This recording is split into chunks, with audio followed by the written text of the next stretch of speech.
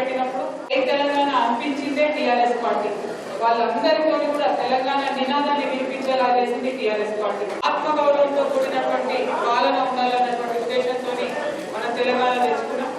So Telangana తెచ్చుకున్న తర్వాత కూడా మరి ఇంకా కూడా జాతీయ పార్టీల ఏలుబడిలోనూ లేకపోతే ఆంధ్ర వాళ్ళు నడిపేటటువంటి పార్టీల ఏలుబడిలోనూ ఉంటే మరి తెలంగాణ ప్రజలకు న్యాయం జరగాలన్నటువంటి విషయం ప్రజలందరూ గమనించవలసిందిగా కోరుతా ఉన్నాం.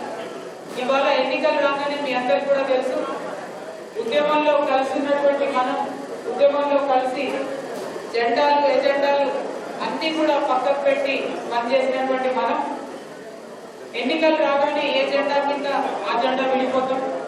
ఒకరు పక్క జెండా కింద, ఒకరు ఇంకో జెండా కింద, ఒకరు ఇంకో జెండా కింద విడిపోవడం జరుగుతుంది.